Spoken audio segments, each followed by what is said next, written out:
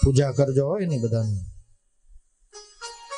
અહીંયા અમારા સરસ્વતીના ઉપાસકો બિરાજમાન છે. 7 દિવસથી આનંદ આપી રહ્યા છે આપણે.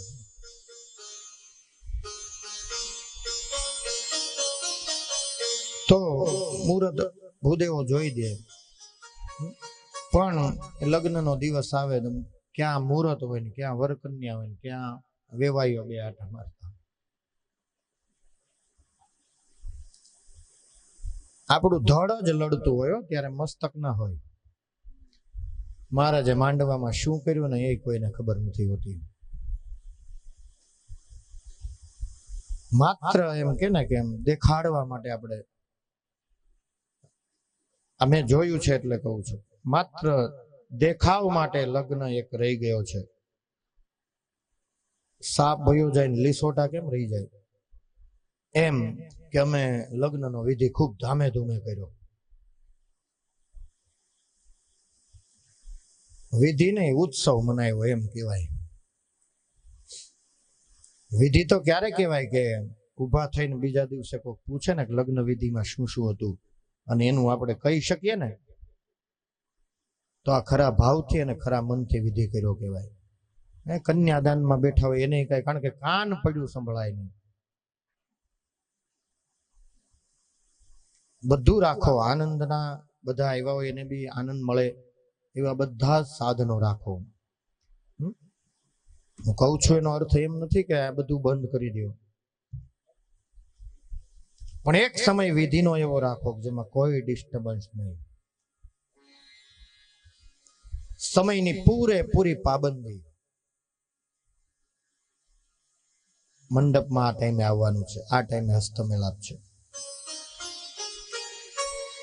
અને મહેમાનો પણ બધા જ શિષ્ટાચારથી બેઠા હોય પોતપોતાના સ્થાને. આ તો મંડપમાં જેટલા બધા માણસો હોય કે ભૂદેવ એમ કે સારું, ભૂદેવ બહાર ઉભા હોય, ત્યાંથી બૂમો પાડીને ઓલા જે કરે ને એમ થાય કલાકમાં પૂરું કરીને જાય.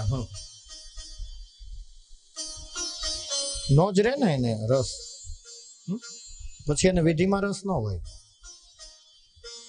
કારણ કે જે મહત્વનું પાત્ર આવ્યું છે, જે બંને જીવોને, એ બંને આત્માઓને પરસ્પર જોડવાની કડી છે, એને જે મંત્રો બોલવા, એને જે વિધિ કરવી છે, એમાં તો કોઈનું કઈ ધ્યાન નથી, કોઈને કઈ કાન પડ્યું સંભળાતું નથી, હાથમાં પાણી લેવાનું કઈ તો, કારણ કે અવાજ જ એટલો હોય.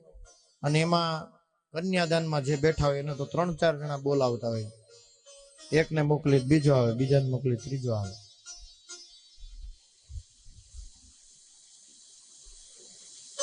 એવી લગ્ન વિધિઓ થઈ ગઈ.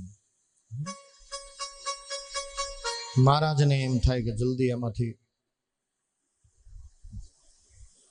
કારણ કે વિધિમાં કઈ ન હોય, પણ સવારના ગયા હોય ને 7 વાગ્યાના મંડપ મુહૂર્ત હોય, સવારે બપોરનો હસ્તમેળાપ હોય, એ રાતના વિદાય કરે 9, 10, 11 વાગે ફ્રી થાય. આમાં એને કામ કેટલું કર્યું હોય ખબર છે? 2 કલાક.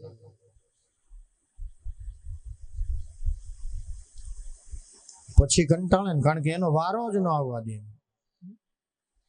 કાં ઓલા બેન્ડ વાજા વાળા રોકી રાખે ને, કાં પાર્લર વાળા રોકી રાખે, અને માંડવામાં આવે તો લગ્ન ગીત વાળા.